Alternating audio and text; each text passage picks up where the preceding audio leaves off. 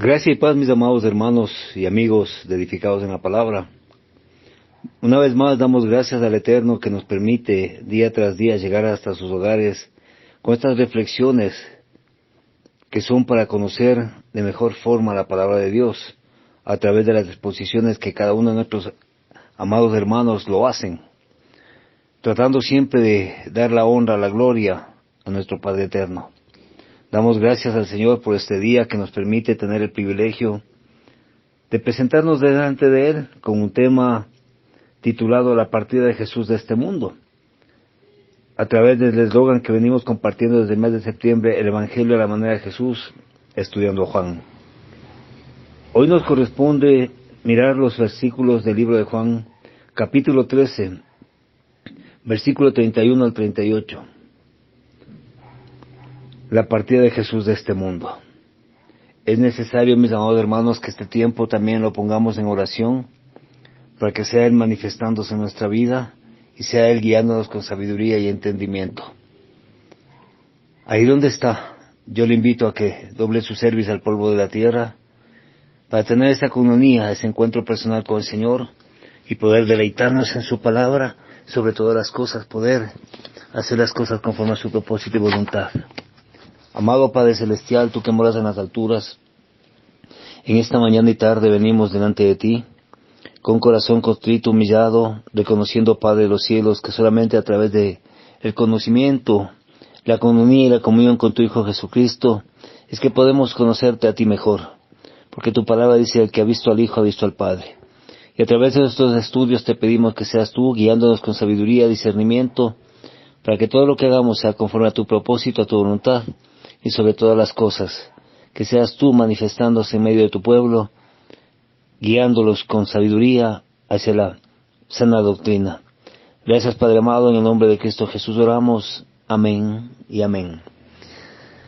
Mis amados hermanos, la partida de Jesús de este mundo es un tema que involucra varios aspectos que debemos reconocer, en donde veremos la gloria del Hijo del Hombre a través de la cruz, la gloria de Dios y la obediencia de Jesús su Hijo, y sobre todo, la gloria de Jesús mediante la resurrección. Esto nos trae exclusivamente a través de la muerte de Jesús. El texto base que nos guía es Juan capítulo 13, versículo 31 al 38, y dice la palabra del Señor: Estando entonces, cuando hubo salido, dijo Jesús: Ahora es glorificado el Hijo del Hombre, y Dios es glorificado en Él. Si Dios es glorificado en Él, Dios también le glorificará en sí mismo, y enseguida le glorificará. Hijitos, aún estaré con vosotros un poco, me buscaréis, pero no, como dije a los judíos, así os digo ahora a vosotros: a donde yo voy, vosotros no podéis ir. Un mandamiento nuevo os doy, que os améis unos a otros, como yo os he amado, que también os améis unos a otros. En esto conocerán todos que sois mis discípulos, si tuviereis amor los unos con los otros. Le dijo Simón Pedro: Señor, ¿a dónde vas? Jesús le respondió: a donde yo voy no me puedes seguir ahora, mas me seguirás después. Le dijo Pedro: Señor, ¿por qué no te puedo seguir ahora? Mi vida pondré por ti. Jesús le respondió: ¿tu vida pondrás por mí? De cierto te digo, no cantará el gallo sin que me hayas negado 3 veces. Hasta ahí, mis amados amigos y hermanos, la porción bíblica que nos atañe en reflexión a este tema. Pero es necesario también que en sus Biblias podamos confrontar la palabra con el libro de Mateo, capítulo 26, versículo del 30 al 35. El libro de Marcos, capítulo 14, versículo 26 al 31. Y el libro de Lucas, capítulo 22, versículo 31 al 34, es decir, los evangelios sinópticos, donde podemos nosotros confrontar este texto bíblico. La partida de Jesús en este mundo, La muerte y partida fue muy significativa. Y podemos apreciar que esto trajo una gloria triple, esta muerte de Jesús. Estaba la gloria del Hijo del Hombre. La gloria de Jesús era la cruz. Esto era cierto en 4 sentidos. Jesús ahora estaba preparando para asegurar una justicia eterna para el hombre. Ahora estaba listo para dar el paso final como el Hijo del Hombre, como el que era siervo de todos los hombres, como el que iba a asegurar la justicia perfecta, muriendo como quería Dios, en propiciación por nuestros pecados, como el que iba a pagar el precio supremo, obedeciendo a Dios a través de su muerte en la cruz, como el que estaba listo para morir en obediencia a la voluntad de Dios, para que Dios pudiese salvar a la humanidad. Es así, mis amigos y hermanos, que Jesús se convierte en el hombre perfecto e ideal, porque fue perfectamente obediente a Dios, incluso al morir.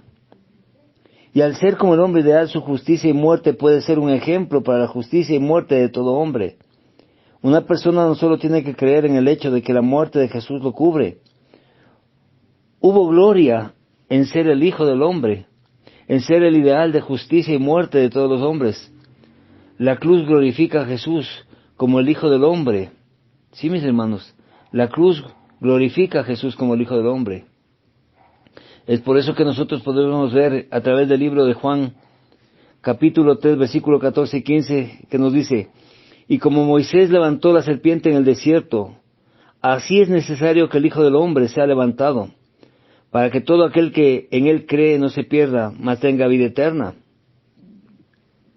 Y en 2 Corintios capítulo 5, versículo 21, la palabra nos dice: al que no conoció pecado, por nosotros lo hizo pecado, para que nosotros fuésemos hecho justicia de Dios en él. Como podemos apreciar ahora, mis hermanos, Jesús estaba preparado para hacer el sacrificio final para el hombre, y estaba listo para pagar el precio supremo de llevar a cabo el más grande evento que toda la historia podría verlo: la salvación del hombre. Por eso es que la cruz atrae y agita a los hombres para entregarse a Jesús, honrarlo y alabarlo. Es en la cruz que los hombres encuentran su salvación, porque la cruz es la gloria de Jesucristo, el Salvador. Mis hermanos, Jesús estaba preparado para triunfar sobre Satanás, sobre la muerte, quebrando el poder del enemigo, sobre la muerte y las almas de los hombres. Jesús arruinó principados y poder, triunfando sobre ellos en la cruz. Y así lo vemos en Colosenses 2:13. Y a vosotros, estando muertos en pecados y en la incircuncisión de vuestra carne, os dio vida juntamente con él, perdonándonos todos los pecados.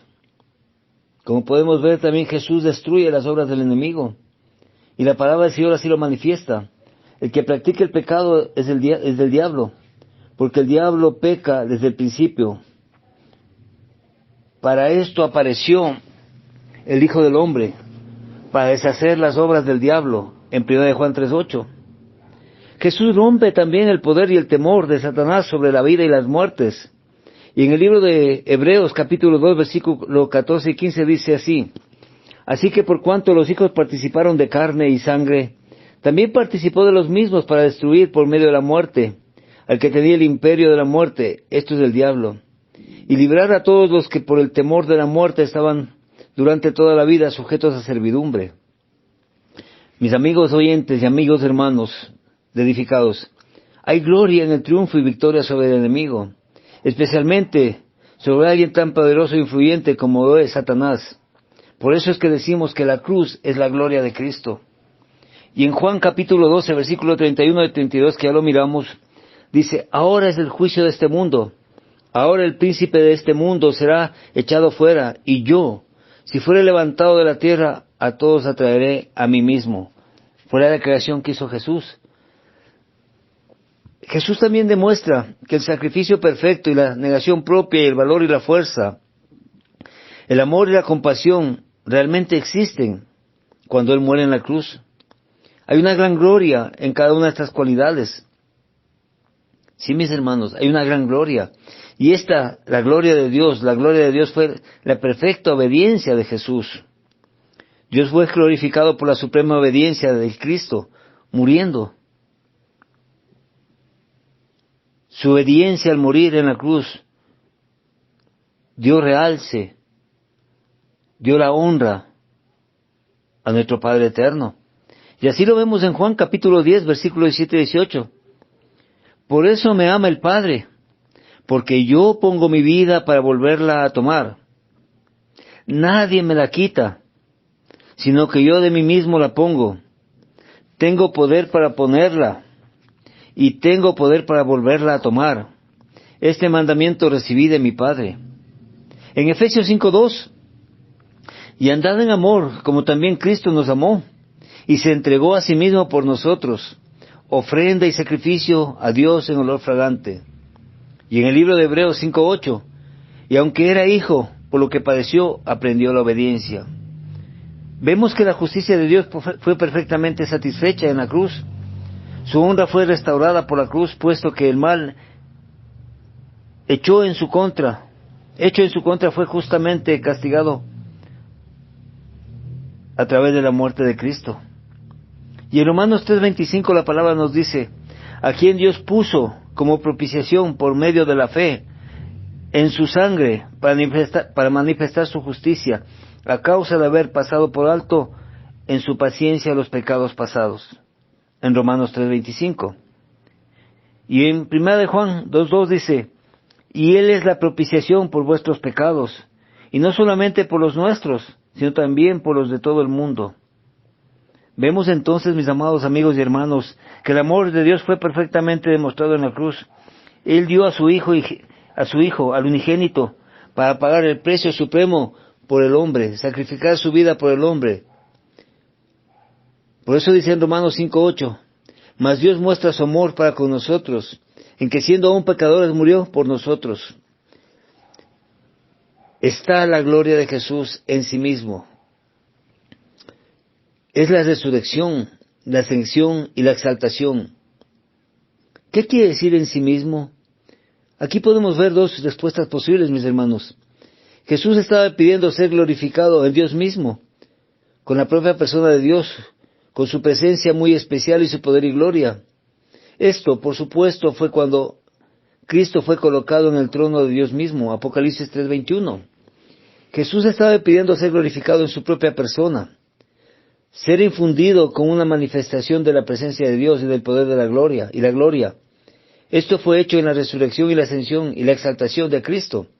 Eso lo podemos apreciar en Filipenses 2, versículo del 8 al 11. Jesús mismo dijo que Dios lo iba a glorificar inmediatamente.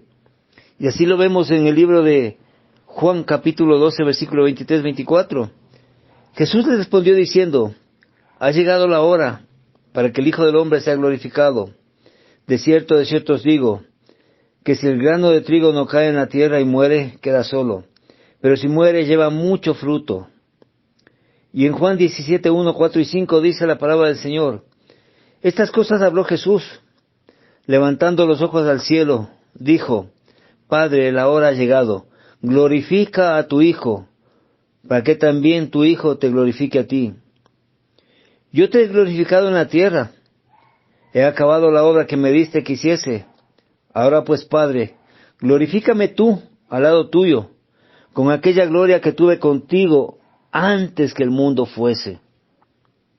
Por eso vemos que la muerte de Jesús exigió un nuevo mandamiento. Nuevamente advertía la referencia de la muerte de Jesús. Cuando Él dijo que Él partía, que estaría con los discípulos solo un poco más. Este fue el motivo por el que Jesús debía darles a los discípulos un nuevo mandamiento. Él se estaba yendo. Había 3 razones importantes por las que se necesitaba un nuevo mandamiento sobre el amor para cada generación de creyentes. Hay veces en que los creyentes difieren, sí, mis hermanos, y siempre está el peligro de volverse críticos, prejuiciando, siendo censadores, siendo divisionistas. Y los discípulos acababan de estar discutiendo sobre quién iba a recibir la posición de autoridad más elevada en el nuevo gobierno de Jesús. Habían estado peleando entre sí y eran muy críticos, habían estado profundamente divididos. La necesidad de un nuevo mandamiento y de un nuevo amor sobrenatural exigía y existía entonces como existe hoy. Y eso lo vemos en Lucas capítulo 22, versículo 24 al 30. Hay veces, mis hermanos, que los creyentes sienten una necesidad de la presencia física de Jesús, y Él lo sabía. Ese es el motivo por el cual dijo que los discípulos buscarían su presencia. Es cierto, cada día nosotros buscamos su presencia en nuestra vida, a pesar que tenemos el Espíritu Santo, y sabemos que Él es el Consolador, y que la presencia de Dios mismo mora en nosotros, y sin embargo, buscamos la presencia de Jesús en nosotros. Al ser humanos, como creyentes, necesitamos la presencia de Cristo en nuestra vida. Necesitamos que un hermano o una hermana, con un amor genuino, nos ame con el amor sobrenatural de Dios mismo. Y Jesús lo sabía. Por eso mandó a los creyentes que se amen los unos a los otros. Y como nosotros, como siervos y seguidores de Jesús, debemos cumplir el mandato divino y suplir las necesidades de cada uno de nuestros hermanos y congéneres a través del cuidado y la preocupación sincera. Esta necesidad es alguna fuerza sobrenatural que nos mantiene unidos como siervos del Señor.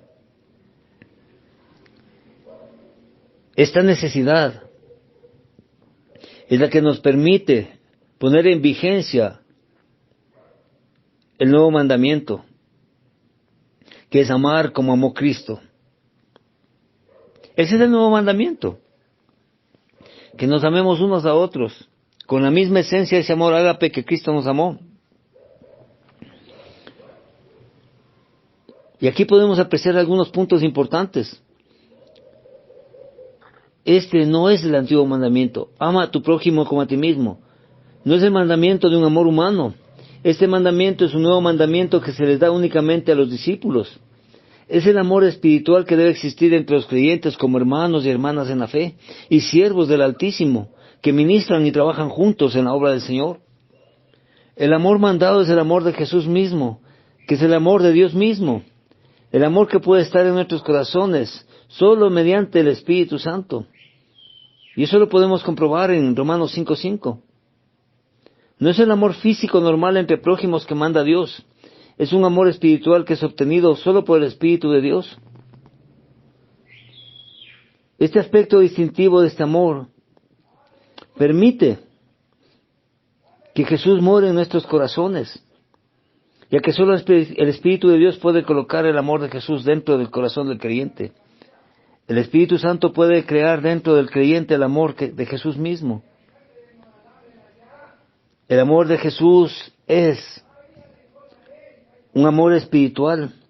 Es el amor que hace que uno tenga apetito luego de la unión con Dios y la gente de Dios. Pero un apetito espiritual. El amor de la vida espiritual hace que el amor comparte la vida misma con todos los creyentes, tanto vida abundante como eterna. El amor de Jesús es el amor de la unión espiritual, el amor que une y vincula a los creyentes juntos en la vida y en el propósito. El amor de Jesús es el amor ágape o compañerismo. Es el amor que comparte necesidades, bendiciones, gozos, penas, tristezas, dones y satisfacciones. Es por eso que solamente el Espíritu Santo puede crear dentro del creyente un amor que puede derretir y moldear sus corazones, convertir esos corazones de piedra en corazones de carne. Por eso, mis amados hermanos, este mandamiento es condicional y el Espíritu Santo puede crear dicho amor, pero los creyentes tienen que recibirlo. Cuando el amor de Jesús mora en el corazón de un creyente, varias cosas suceden. El creyente tiene un amor que lo hace atar su vida a la vida de otros creyentes, que lo hace atar su vida al mismo propósito de otros creyentes, que lo hace someter su voluntad y tener la misma mentalidad que otros creyentes, que lo hace comprender y sentir con otros creyentes, perdonar a otros creyentes siempre, que lo hace sacrificarse por otros creyentes, que busca el bienestar del prójimo, que le hace negar completamente ese yo. Por eso el nuevo mandamiento es la marca de un verdadero discípulo. La marca distintiva de un verdadero creyente no es el amor normal, humano de los prójimos, ni siquiera el amor de los hermanos o de los esposos, es el amor espiritual y sobrenatural de Jesús. El mismo que mora dentro de la vida del creyente, de los hijos de Dios. Por este amor todos los hombres sabrán que una persona es un verdadero discípulo del Señor. Y así lo confirma la palabra de Dios. En el libro de Juan, capítulo 15, versículo 12. Este es mi mandamiento, que os améis unos a otros, como yo os he amado. Y en primera de Pedro 1:22, habiendo purificado vuestras almas por obediencia a la verdad, mediante el Espíritu, para el amor fraternal no fingido, amaos unos a otros, entrañablemente de corazón puro. Y en primera de Juan 3:16, en esto hemos conocido el amor, en que Él puso su vida por nosotros. También nosotros debemos poner nuestras vidas por los hermanos. Y en primera de Juan 4:7 y 8,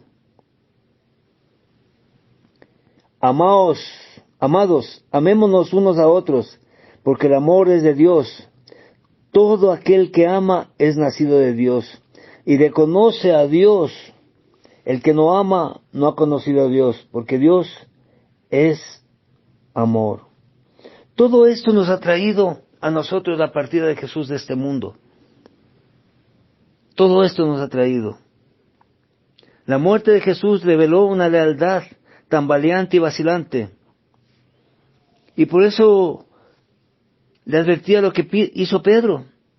No prestó atención al nuevo mandamiento que Jesús acababa de pronunciar. Su Señor acababa de decir que se iba y los dejaba. Pero Jesús no había sido claro. Había hablado en términos oscuros, secretos. Fue esto lo que perturbaba el corazón de Pedro. Él debía saber de qué estaba hablando Jesús. Si Jesús estaba hablando de alguna verdad espiritual, utilizando términos simbólicos, o si realmente los iba a abandonar. Es por eso que debemos advertir lo que hizo Jesús. Siguió usando el mismo lenguaje. Él se iba, y a donde se iba no podía seguirlo. No ahora, pero lo seguiría más tarde. Pedro estaba pensando en cosas que no podía comprender. Jesús estaba regresando al cielo con su Padre, como nos dice Juan 3:13, y el único que bajó del cielo es el único que ascendió a Él. Por eso, mis amados hermanos, no podía decirlo con mayor claridad. Los discípulos no podían y no iban a comprenderlo hasta después de la resurrección y la ascensión. No podían. Por eso, mis hermanos, es necesario que aquí centremos nuestra mente en el pensamiento del hombre. Con cuánta frecuencia nuestra curiosidad surge por las pautas de las Escrituras sobre eventos futuros, cuyos detalles se mantienen en secreto. Todo porque no ha llegado el momento de que lo comprendamos cabalmente. Pensemos, mis hermanos, meditemos un poco en la palabra. Meditemos un poco en la palabra, mis hermanos. Si todo fuera revelado, ¿cómo podríamos andar en la fe y demostrar nuestra fe?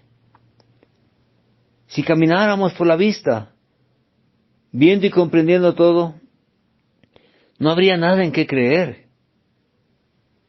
Por eso es que Jesús advertía otro hecho a Pedro, pero éste se distrajo y no prestó atención al mayor mandamiento que Jesús había dado a sus seguidores. Fue el evento futuro del regreso de Jesús al cielo lo que despertó su curiosidad, lo que le distrajo su atención de dónde debería haber estado. Y eso lo estamos viendo en Juan capítulo 13, versículo 34 al 35. Sí, mis hermanos, y la palabra nos recuerda y nos dice: un mandamiento nuevo os doy, que os améis unos a otros como yo os he amado, que también os améis unos a otros. En esto conocerán todos que vosotros sois mis discípulos, si tuvierais amor los unos por los otros. Jesús utilizó la ocasión para revelar que la partida de este mundo dejaría algo maravilloso y grande. Sí, mis hermanos, Jesús se dio cuenta que la fe tambaleante de sus discípulos y vacilante de Pedro se daría por dos razones. Ya que Pedro interpretó mal la muerte de Jesús. Jesús iba a morir y a resucitar de entre los muertos y luego regresar al eterno. Hacía tiempo que había manifestado este hecho a los discípulos, utilizando palabras tan claras y simples como le fue posible. Es ahí que podemos ver en Mateo 16, 21 al 28. Sin embargo, ellos rehusaron aceptar su predicción. Pensaron en el reino de Dios en términos de un reino físico y de un gobierno establecido en toda la tierra. Vieron al Mesías gobernando sobre todas las naciones de la tierra con Israel como la capital central del mundo. Pensaron en términos de libertad terrenal, en posición, poder, fama, riqueza, posesiones, comodidad, placer y satisfacción. Vieron lo físico más jamás lo espiritual. Su mente se cegó, no vieron. No alcanzaron a ver la preocupación de Dios por la eternidad y la necesidad de la cruz. No comprendieron que el hombre debía ser creado espiritualmente, creado de nuevo con la misma naturaleza de Dios para que pueda vivir en eternidad, una vida eterna. No entendieron que la cruz era la forma de Dios de salvar al hombre, de crearlo de nuevo, perdonarlo y limpiarlo y hacerlo aceptable a Dios. Y eso lo podemos ver en 1 Pedro 2:24 y 3:18. En términos muy simples, mis hermanos, fue idea de Jesús, colgando de la cruz, que Pedro lo iba a negar. Jesús le había contado a Pedro sobre la cruz, pero Pedro se había negado a creerlo. Eso usted puede mirarlo en Mateo capítulo 12, versículo 22, y en Mateo 18:1. El hecho de que la carne humana fuera tan depravada que Dios tuviera que sacrificar a su propio Hijo para salvar al hombre era demasiado para comprender. Era demasiado para ese tiempo y ese pensamiento. Y aún hoy en día es demasiado para muchos hombres que no quieren aceptar la cruz de Cristo. ¿Cuántos cometen el día de hoy el mismo error de la cruz? No comprender a Jesús como el Señor exaltado, como aquel que vino a fortalecer nuestra fe que estaba quebrantada, al igual que la de Pedro. ¿Cuántos de nosotros negamos al Cristo vivo? Y su palabra nos dice, porque la palabra de la cruz es locura a los que se pierden, pero a los que se salvan, esto es a nosotros, es poder de Dios, en 1 Corintios 1:18. Y en 2 Corintios capítulo 4, versículo 3-5 dice: pero si nuestro evangelio está aún encubierto, entre los que pierden está encubierto, en los cuales el Dios de este siglo cegó el entendimiento de los incrédulos, para que no les resplandezca la luz del evangelio de la gloria de Cristo, el cual es la imagen de Dios, porque no nos predicamos a nosotros mismos, sino a Jesucristo como Señor, y a nosotros como vuestros siervos por amor a Cristo. Sí, mis hermanos, la partida de Jesús de este mundo nos abrió otras expectativas, nos dio una visión diferente. Es por eso que el compromiso de Pedro se entendió como un compromiso carnal, que fue ocasionado por no conocerse a sí mismo, no conocer sus propias debilidades, no conocer sus carnalidades. La imagen de Pedro fue fuerte, pero débil en la fe. Él se miraba a sí mismo, estando sobre los pecados y faltas. Por eso es que le afirmó con toda confianza del mundo que moriría por Jesús antes de negarlo. Y muchos de nosotros creemos que podemos morir por Jesús, creemos que podemos matar por Jesús, al igual que Pedro, pero terminamos con nuestra vida diaria negando la partida de Jesús de este mundo. Y así fue Pedro. A pesar de ser un firme creyente, sin embargo, terminó negándolo. Terminó fracasando en la comprensión de sí mismo y de su carne. Y ese es el pecado de un creyente que no debe cometer la falta de negar a Jesús. Morir por Jesús en lugar de negarlo es lo único que se espera de nosotros cada día. Morir a la carne, morir al pecado. Y Pedro creía firmemente que su carne estaba por encima de todos los pecados. Y eso lo podemos ver en Romanos capítulo 3, versículo 9 en adelante. En Gálatas capítulo 5, versículo 19 en adelante. Pedro falló una vez, 2 veces, 3 veces. Y las 3 fallas fueron en la misma noche, con Jesús a su lado. Nosotros, ¿cuántas veces hemos fallado a Jesús? Y decimos tener a Jesús en nuestro corazón, gobernando nuestra vida. ¿Cuántas veces hemos fallado, mis amados hermanos? ¿Cuántas veces no hemos entendido que la partida de Jesús de este mundo fue para darnos un nuevo mandamiento? De amarnos con un amor ágape, de amar su palabra, de amar a nuestro prójimo. Y si alguno se imagina que sabe algo, aún no sabe nada, como debe saberlo. Así nos dice las Sagradas Escrituras en 1 Corintios capítulo 8, versículo 2. Así que el que piensa estar firme, mire que no caiga. 1 Corintios 10, 12. Porque el que se cree ser algo, no siendo nada, a sí mismo se engaña. Y muchos de nosotros estamos engañados, creyendo que estamos firmes. Muchos de nosotros creemos estar engañados, somos engañados cuando creemos que somos la estrella de la iglesia. Muchos de nosotros nos engañamos a nosotros mismos por nuestro ego, vanidad, soberbia y autosuficiencia. Sí, hermanos, nos engañamos. Y por eso Proverbios nos dice claramente en 28:26, el que confía en su propio corazón es necio, mas el que camina en sabiduría será librado. El que confía en su propio corazón es necio. No dejemos que la necedad de nuestro corazón nos lleve a fracasar. No dejemos que la necedad de nuestro corazón nos aparte del camino de Jesús, ya que la partida de Jesús de este mundo tuvo un propósito muy sublime, que podamos manifestar la gloria del Hijo del Hombre, que en la cruz entregó su vida por nosotros, dando realce a la obediencia y al compromiso con su Padre. De la misma manera nosotros tenemos que acatar ese nuevo mandamiento, aprender a amar como Jesús nos amó,